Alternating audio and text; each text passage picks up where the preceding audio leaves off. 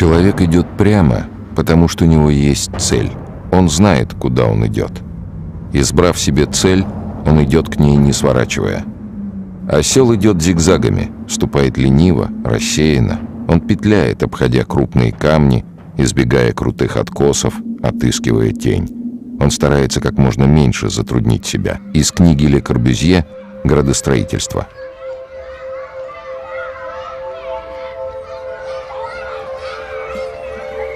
Чем дальше вглубь времени уходит от нас век 20, тем более четко выкристаллизовываются эпизоды нашей недавней истории, которые могут быть объективно оценены только с высоты прошедших лет. На первый взгляд эпизоды могут показаться незначительными, рядовыми, похожими на сотни тысяч других. Но при внимательном изучении мы начинаем осознавать их неприходящее значение. Мы понимаем, что дорога, которой мы сегодня идем в завтра, была предначертана нам вчера. Мы хотим рассказать о Мухтаре Омархановиче Ауэзове, всего об одном эпизоде из его трудной, но насыщенной, как океан, жизни.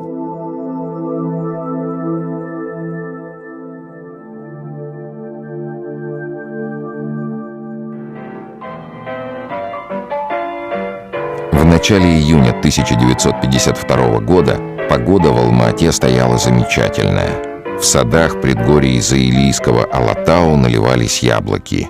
Воздух наполнялся ароматом растений, был прохладен и прозрачен. Летний зной еще только начинался.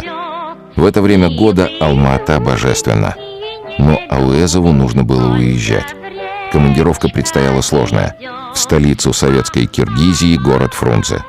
Цель командировки звучала, как это может показаться, довольно праздно. Участие в дискуссии по изучению эпоса «Манас». Мухтар Ауэзов в 1951 году подвергся гонениям у нас. В Казахстане выходили статьи о том, что вот он издал, собрал сборник казахских народных сказок. И там допустил много ошибок националистического плана, социального плана, дескать, как писали в этих критических газетах, восхвалял султанов, ханов, не критиковал их в сказках. Хотя как народная сказка может критиковать с позиции социалистических, скажем так, антифеодальных. Я потом учился в литературном институте у профессора Сидельникова. Он нам тогда преподавал древнерусскую литературу. Он был соавтором Ауэзова по этой книге.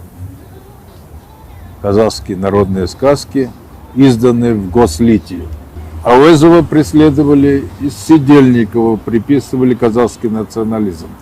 Потом этот Сидельников как раз мне дал работу «Тюркизм в слове о полку Игореве», на базе которой я написал свою книгу дальнейшую. Вот. И в 1952 году, когда в Бишкеке, Фрунзе, тогда еще Фрунзе, состоялась всесоюзная конференция по Манасу.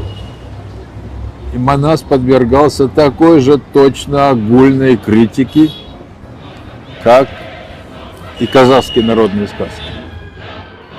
Ауэзов понимал, что совещание во Фрунзе организовано не просто так. Партийная идеологическая машина не способна отформатировать в свои клише такую глыбу, как Манас. А если так, то он должен быть либо отредактирован в строго идеологическом русле, либо, что много проще, уничтожен. Достаточно навесить ярлык «феодально-байский пережиток», либо обвинить в махровом национализме. Еще хуже, если найдут следы пантюркизма. И если это случится, то такая же фатальная судьба ждет поэтическое наследие других народов Советской империи. Таким образом, Ауэзов стоял перед выбором, непростым выбором. Либо промолчать, либо сказать слово, которое могло стать последним. Это был 1952 год. Непобедимый и наводящий ужас Айдахар Сталин дряхлел, но был жив. Город Фрунзе, а ныне Бишкек, встретил Ауэзова предрассветной тишиной. Только пирамидальные тополя, покачиваясь от ветра, шуршали листвой. Удивительно, но в то утро даже птиц не было слышно. С чего же началось увлечение Ауэзова Манасом? Откуда такая заинтересованность? Манасқа ең алғаш баруы 22-23 жылдары. Ташкентте Орта Азия университетінің еркін тыңдаушысы болып жүрген. Сол кезде Манас туралы зерттеу ойлары келеді. Сол кездегі үлкен жиында, сол кездегі үкімет адамдарының алдында жасаған баяндамасында Манас туралы үлкен толғақты сөздер айтады. Уже тогда он утверждал, 70-80 лет тому назад казахский этнограф Чакан Валиханов изучал эпос Манас. Он сравнил эпос с Илиадой, а его вторую часть, Семетей, назвал Центральноазиатской Одиссеей.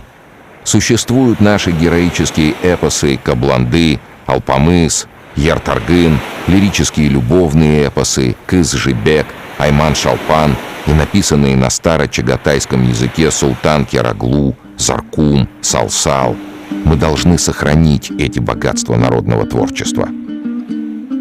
Для того времени это были весьма серьезные заявления, особенно если учесть, что на собрании присутствовали Турар Рыскулов, в то время заместитель наркома по делам национальностей РСФСР, и Султанбек Кажанов, инструктор ЦК ВКПБ по национальным вопросам.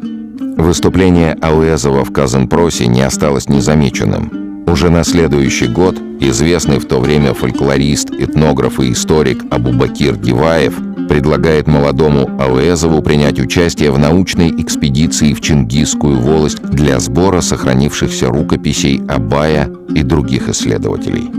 Отметим, что участие в этой экспедиции принимали Халел Досмухамедов и Макжан Жумабаев, которые были активными деятелями политической партии «Алаш».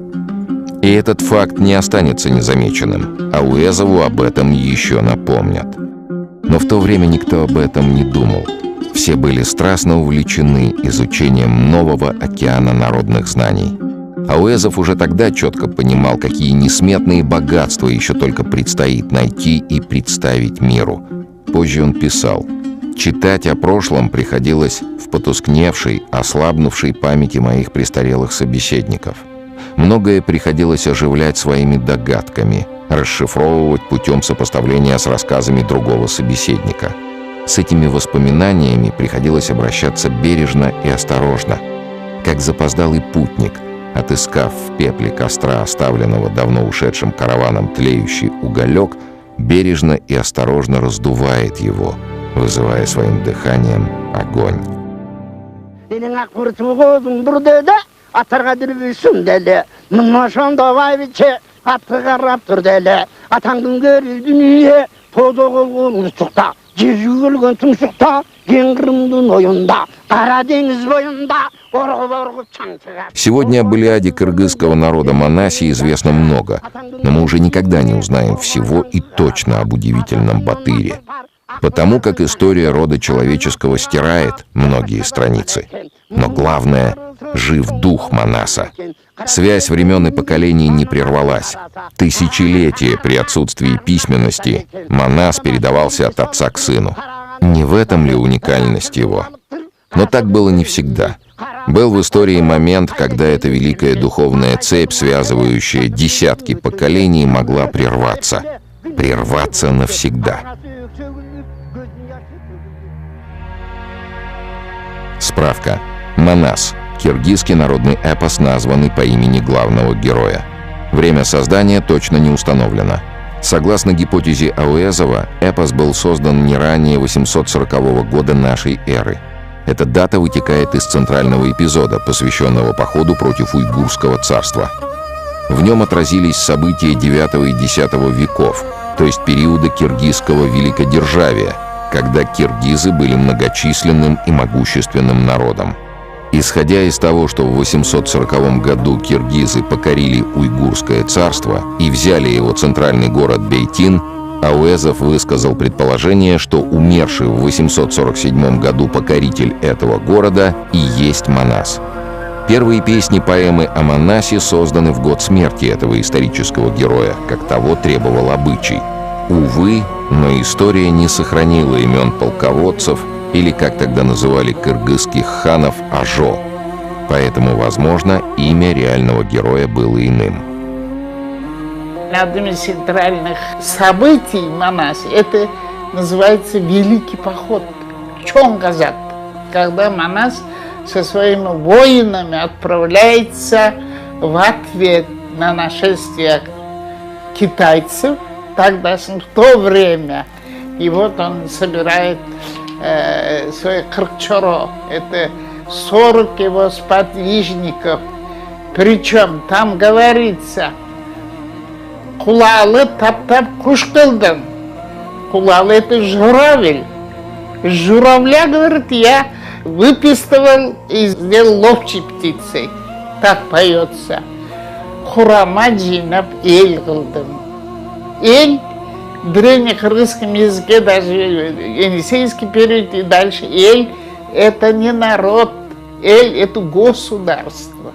Когда речь заходит о Манасе, как о науке, невозможно обойтись без упоминания имени замечательного казахского ученого Чохана Валиханова. Этот человек впервые записал Манас, издал в своих трудах как русский ученый. Он был членом географического общества, вы знаете. Впервые он сообщил миру, что есть такой великий эпос.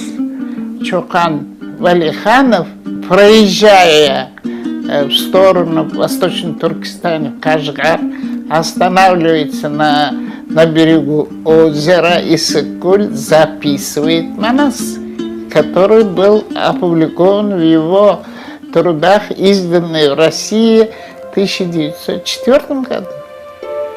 Удивительным был этот человек, и судьба его поразительно схожа с судьбой Мухтара Ауэзова. Уалиханов, российский офицер, разведчик и дипломат, получивший блестящее образование, порой ощущал себя на родине инородцем. Он рано ушел, его по праву называют промелькнувшим метеором. Но за свои 30 лет жизни он приоткрыл миру неизведанную Азию. И первым бриллиантом, который он явил миру, стал, безусловно, Манас. А Манасчи — это послы духовности, призванные гармонизировать духовное бытие кыргызов. Говорят, что они посланники двух миров. Мира, в котором существуем все мы, и мира предков. Так повелось еще со времен великого Тенгри. История кыргызов во все времена сопровождалась и созидалась великими Манасчи, которых раньше называли Чонджа-Макчу, великие сказители. Они жили и уходили из жизни, но Манас всегда покровительствовал им.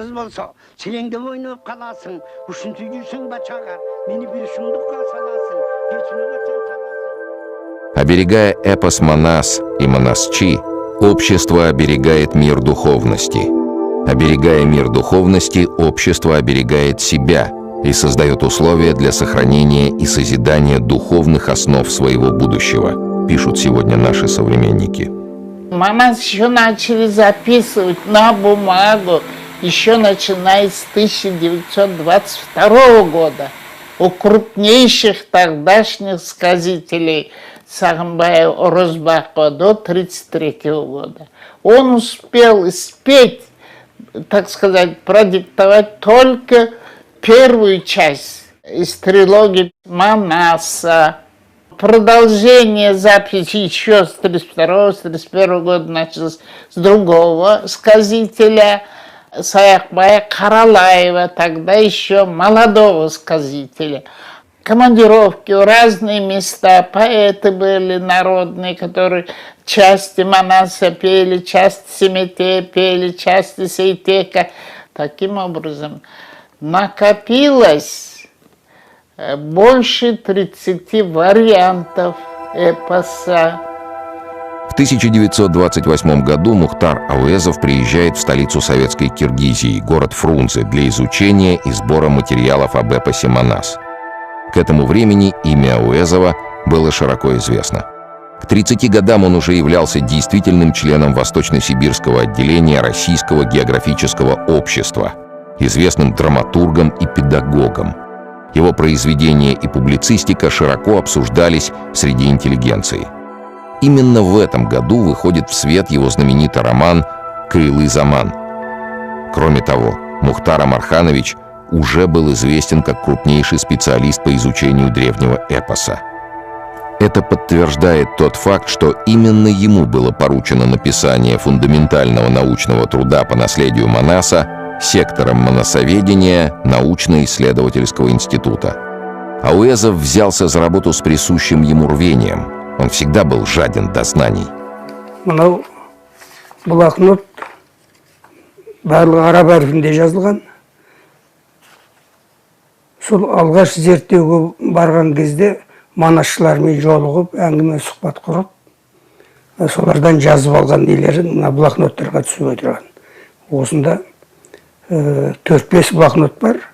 Барлығы сол 28 жылы сол Қырғыз еліне барған кезде солардың манасшылардың аузынан жазып алған жырлар, деректер, әртүрлі аңыздар, тағы да басқа материалдар.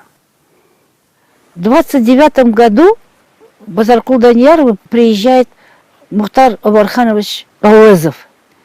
Видимо, они познакомились еще в Алма-Ате, когда он учился на 9-месячных курсах. Прибывает к нам и живет у него месяцами. И днями они, сутками слушали эпос Манас из уст самого Розбакова. Увы, но время многое стирает из памяти. Кутпа-аже ошибается. Ауэзов не встречался с великим Сагымбаем Оразбаковым, о чем потом, как он писал, очень сожалел. Сагымбай Оразбаков был рапсодом. В то время их было два, второго звали Саякбай Каралаев. Это означает, что они знали все 3 части эпоса. Только небом отмеченный человек может знать весь эпос Манас. В этом заключается отличие их обоих от других сказителей, ибо большинство известных в то время сказителей исполняли только отрывки Манаса, являясь в основном исполнителями 2-й и 3-й частей трилогии Семетея и Сейтека. Ауэзов слушал тогда еще молодого Саякбая Каралаева. Говорят, что, прослушав проникновенный плач Каныкей в исполнении Саякбая, Мухтар Ага зарыдал. Он был действительно тронут проникновенностью сказителя. И тогда он сказал: «Если тебя не станет, Саякбай, человечество потеряет бесценную реликвию».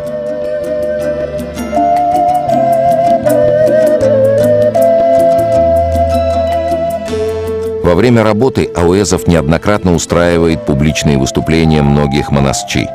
И каждое выступление тщательно записывалось, сопоставлялось. Так из многих сказаний выкристаллизовывался литературный вариант бессмертного творения. Результатом этой работы явилось исследование «Сказители Манаса и слушательская среда». Безусловно, в судьбе монасоведческой науки эпос бы просуществовал, но самой науки, как науки о Манасе, безусловно, решающую роль сыграл Мухтар Амарханович Ауэзов.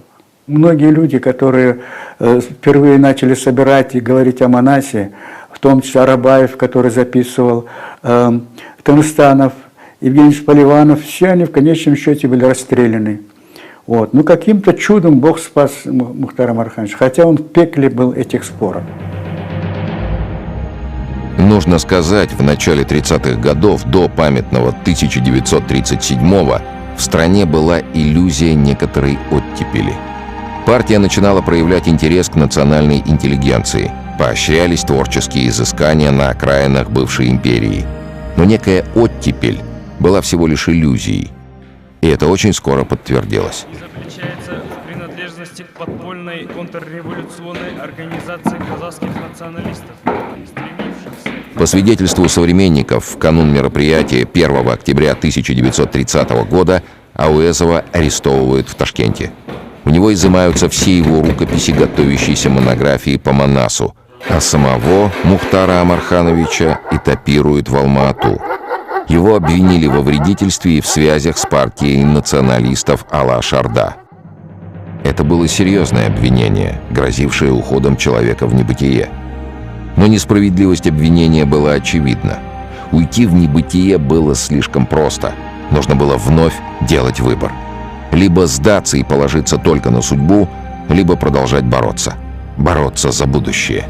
Нет, не за свое, за будущее наследие прошлого. Много еще нужно сделать. В данном случае благородная цель оправдывает средства. И тогда появляется знаменитое заявление Мухтара Ауэзова. Его иногда называют покаянием, но так его обозначила власть. Этакий пример осознания ошибок, публичное раскаяние. Но с точки зрения художника это всего лишь констатация фактов. Когда я уже внимательно просто вчитываюсь в тексты, и в казахские, и в русские тексты, ясно, что это действие бойца. Он доводит до абсурда, до пародии. Это очень легко прочитывается. Это на самом деле никакие не покаянные письма, это не трагедия, внутренняя трагедия сознания, так? А это игра вот с этим временем. Это просто удивительные такие письма. После освобождения Ауэзов вновь занимается эпосом. В 1935 году в Кыргызстане он принимает участие в совещании по пропаганде народного наследия, где поднимается вопрос о переводе эпоса на русский язык. Руководство Киргизской республики запланировало научную конференцию по проблемам изучения эпоса Манас, на которой должны были выступать профессор Тынестанов, профессор Поливанов и Мухтар Ауэзов. А после 1937 года все-таки решили провести тысячелетие после появления статей Мухтара Мархановича, Жермунского и других исследователей. Но тут же появляются такие, в кавычках, патриоты, которые стояли на страже, так сказать, идеологической чистоты, народного творчества, и в том числе к Манасу. С марксистской точки зрения Манас, он хан, правитель, воин, да еще совершивший роковую ошибку. Так кого воспевают монасчи? Этих деятелей, манапов тех времен или народ простой? Я полагаю, что сама постановка вопроса так не может быть. А почему Илиаду, Одиссею мы не делим на классы? А вот тут надо делить. И вот эти споры шли. Безусловно, наслоения были религиозного порядка. Почему, когда записывал Радлов, когда записывал Чохан Валиханов, это 1860-е годы, середина 19 века, там нет религиозных мотивов, что воевали против кафиров там, и так далее, других наций. Нет национализма, нет религиозного фанатизма. Как быть? Давайте очистим от этих религиозных наслоений. Оставим только то, что сделал Манас в IX веке. Объединил народ, создал государство кыргызское. И в 1935 году поручили отредактировать и перевести на русский язык.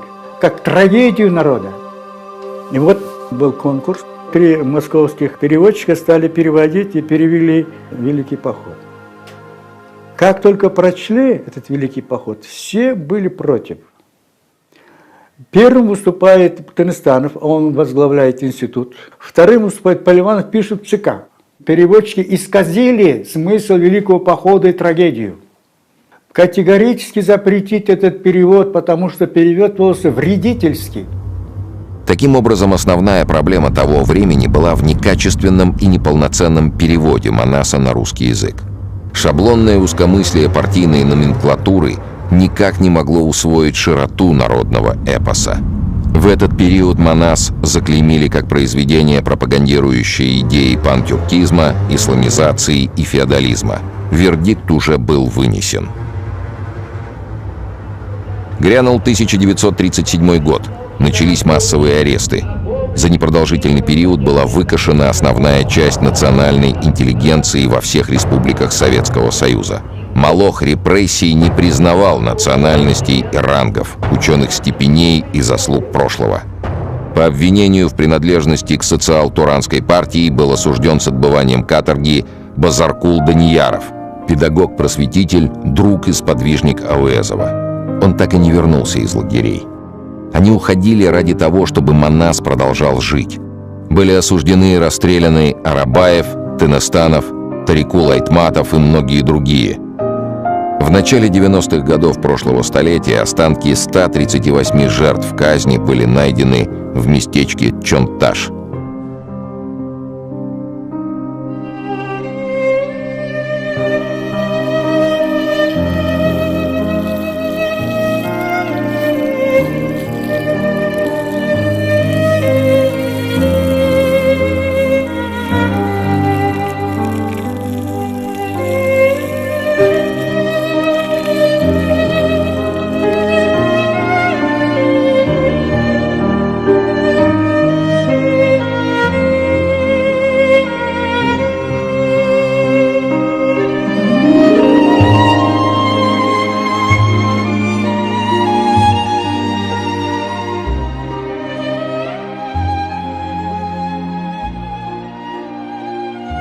Есть сведения и о том, что фамилия Ауэзова тоже была в расстрельных списках.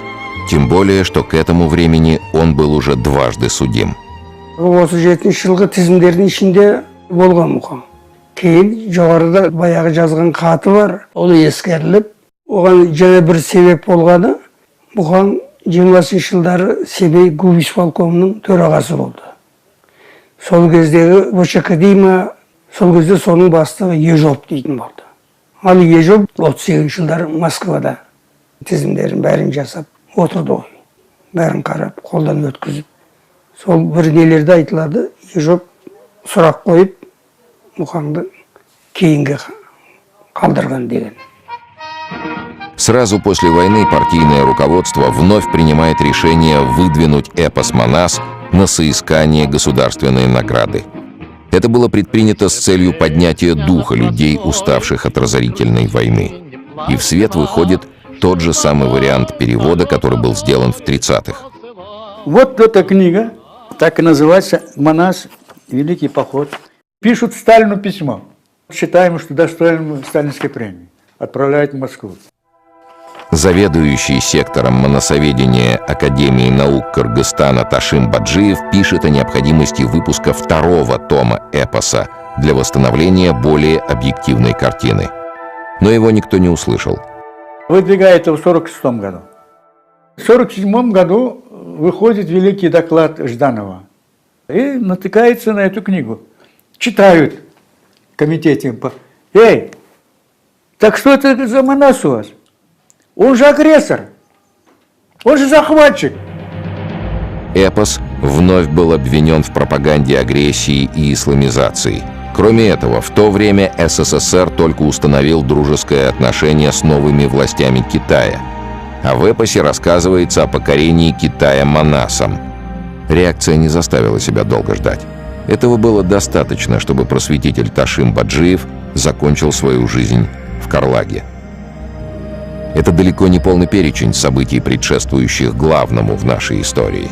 На протяжении всего этого времени окружающая серость сковывала вольнодумие Ауэзова. Липкая зависть и неприятие нового затрудняли жизнь среди соплеменников. Иногда кажется, что с тех пор мало что изменилось. Перед самой поездкой во Фрунзе Ауэзову приснился сон. Вещий сон. Может быть, он и предопределил выбор. Манас проникнут в феодально-клерикальной идеологии. Буржуазные националисты оказали свое вредоносное воздействие на некоторых сказителей, записанных в книгах.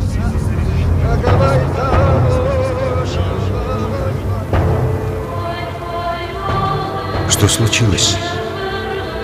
Почему вы столпились здесь? В чем ваше горе?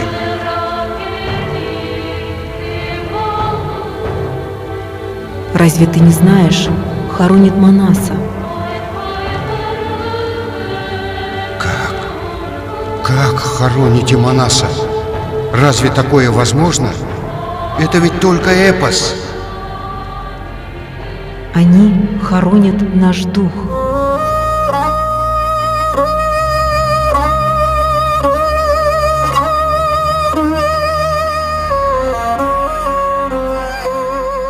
Можно было бы выбрать иной путь. Не поехать, смолчать, остаться в тени. Но долг, совесть, столько жертв, сил. Нет, иного пути нет. Только прямо. Иначе все теряет смысл. Если не сказать сегодня слово в защиту прошлого, то завтра уже выбора не будет.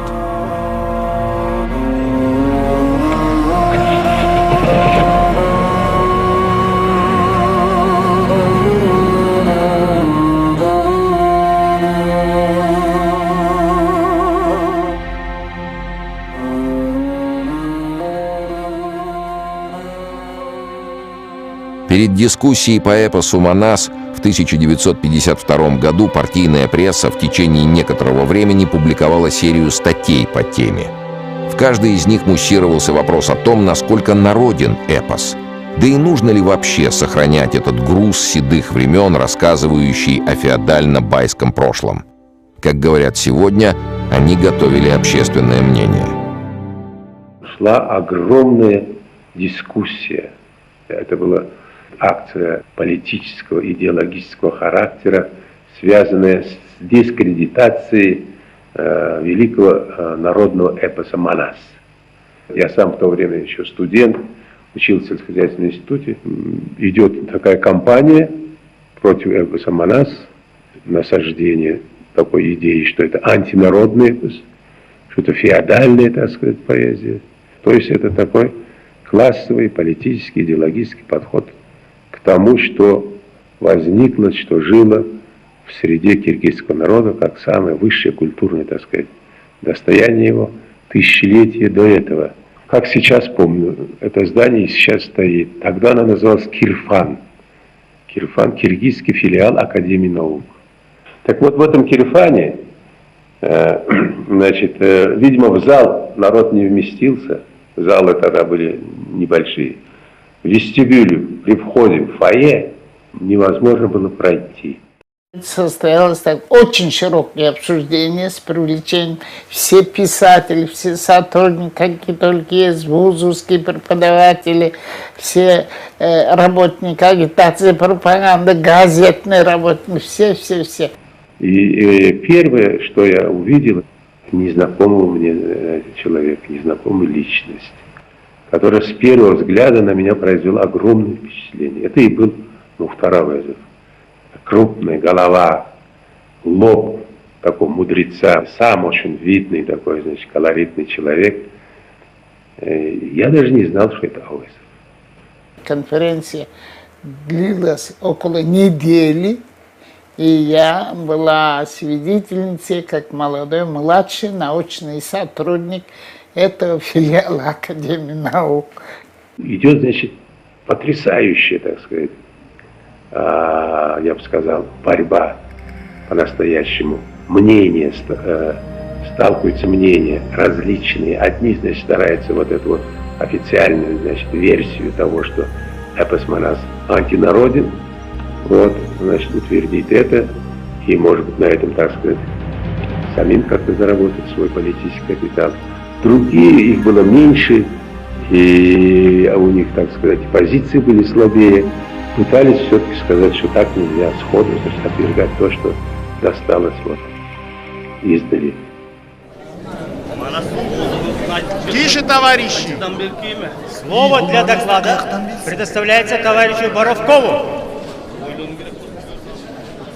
Товарищи, корни многих ошибок в вопросе о составе изучаемого эпического материала в теориях буржуазной фольклористики. Для буржуазных фольклористов, в какой бы школе они ни принадлежали, характерна общая охранительная тенденция, направленная против революционно-демократических и социалистических сил. Она выражается в искажении социальной сущности народно-поэтического творчества. И перелом наступил, перелом, так сказать, во мнениях, в процессе, так сказать, дискуссии, этой полемики наступил тогда, когда вышел Мухтар Әуезов на трибуну. Он уже понимал, какое преступление совершается. Такое же, как в отношении его самого. И он защитил Манас, доказав, что это истинно народное, ни в коем случае не феодального производства, произведения, не происламистское. Вычеркнуть его из народной культуры будет преступно. Может быть, не в тех выражениях, как мы сегодня говорим, мы имеем на это право, а он тогда еще был более сдержан, наверняка. Но он нашел слова, которые убедили конференции и убедили руководство Киргизии тогдашней не трогать Манас, оставить в покое. Он говорит: уважаемые, такого произведения в мире нет, как Манас. Что вы делаете? Вы постесняйтесь Бога. Как это можно объявить Манас? Это всякие наслоения, но сам-то Манас величайшее произведение устного творчества. Не только кыргызов, но и всего мира. Надо спасать Манас. Он оратор великолепный. По-русски он говорил лучше русских, я не побоюсь так сказать. Очень грамотный человек. Очень... Конференция, естественно, разумеется, проходил на русском языке. Следующее слово предоставляется товарищу Әуезову. Сөзсүгіңіз мұқа, арвақтар қылдырсын. Манас елдеки Мұхтар байке. Намысымыз қолыңызда, Мұха. Біз сізге ішінеміз. Потише, товарищи, соблюдайте тишину.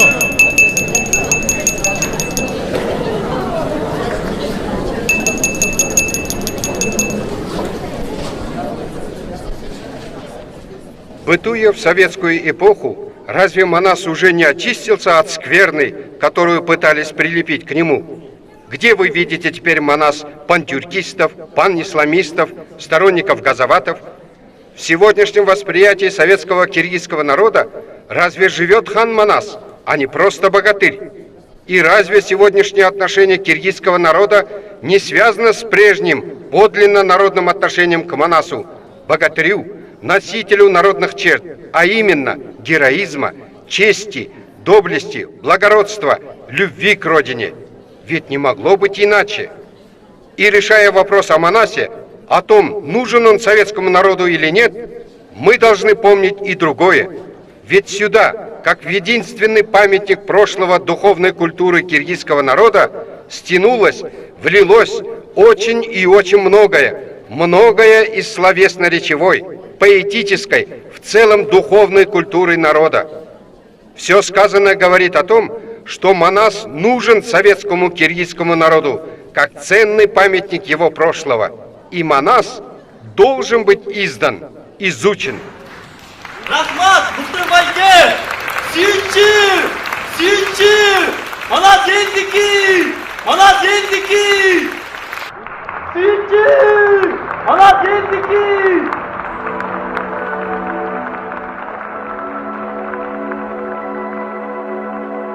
Эта конференция была знаковой. Они пришли к такому заключению, что Манас – народное произведение.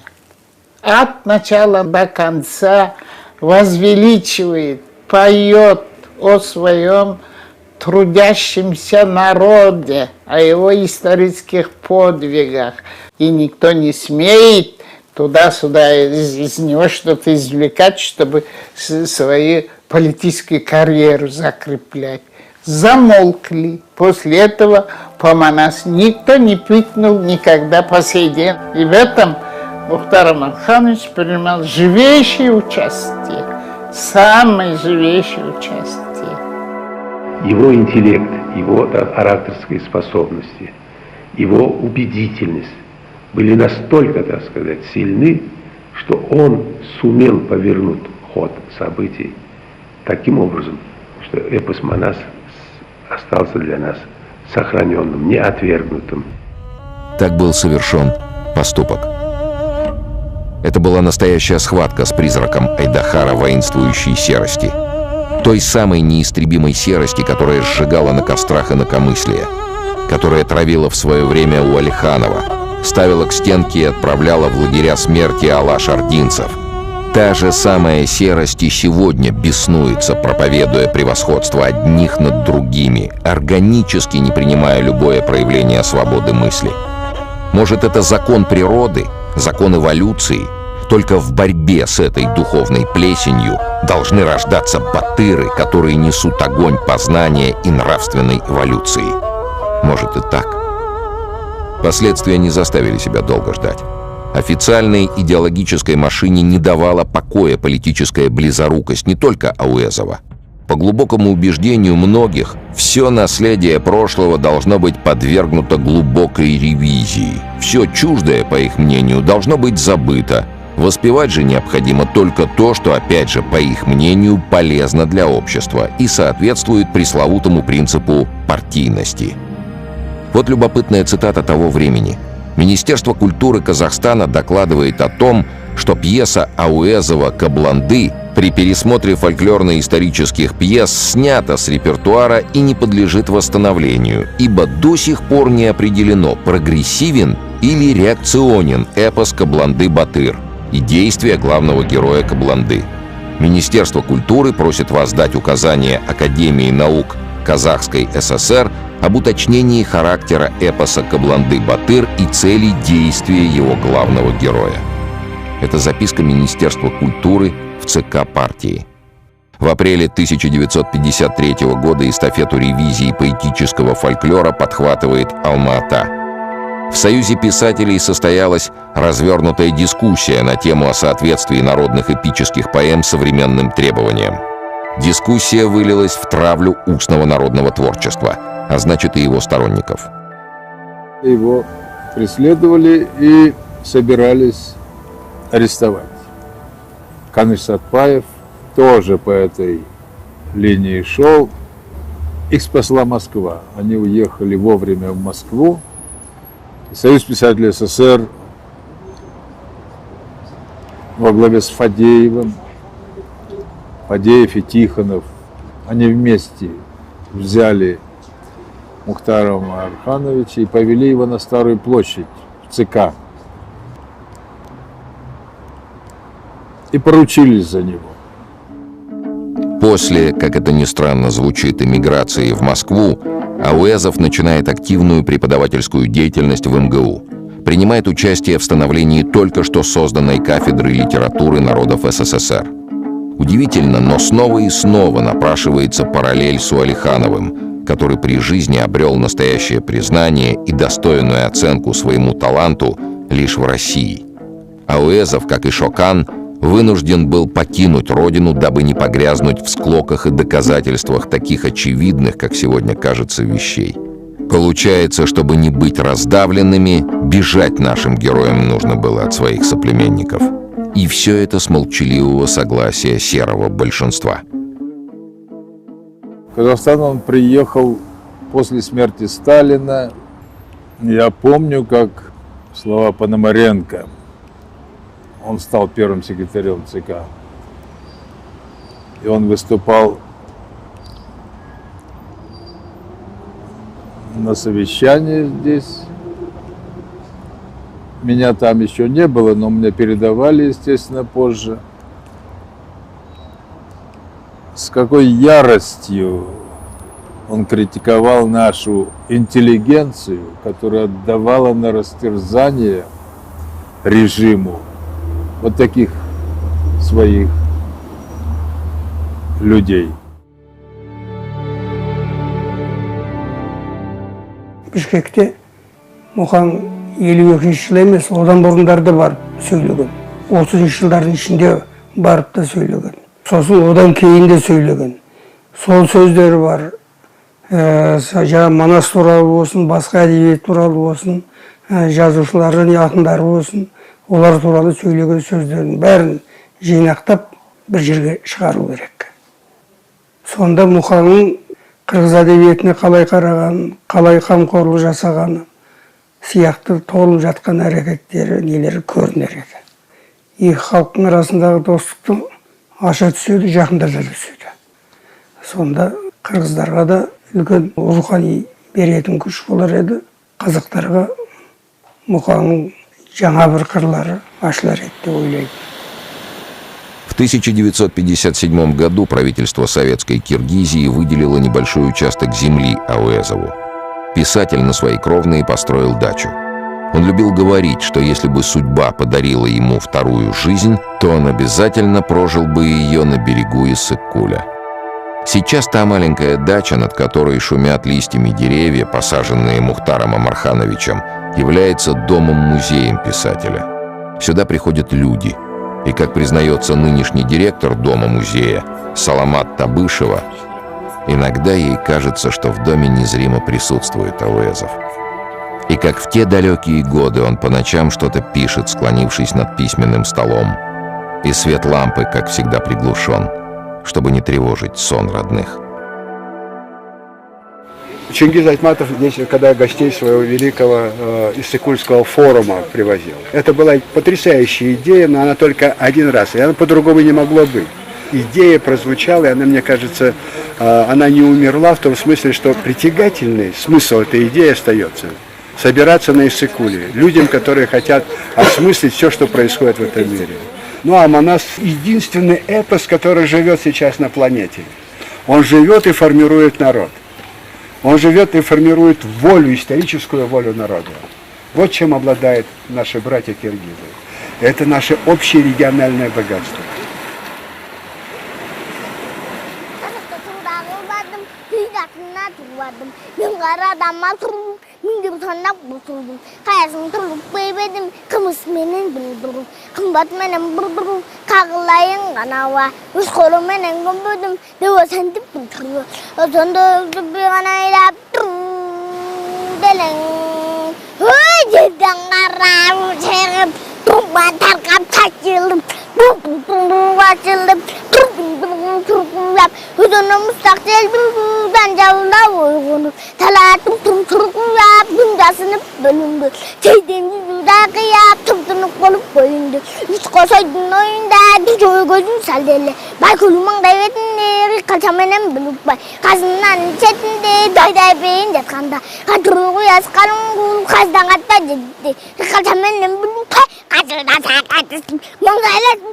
Все проходит в этом мире, но вечно слово, сказанное человеком и сохраненное в памяти его. Вечно небо над степью и горами, а сквозь шум волн Иссык-Куля вечно слышен Манас. Так повелось со времен Тенгри.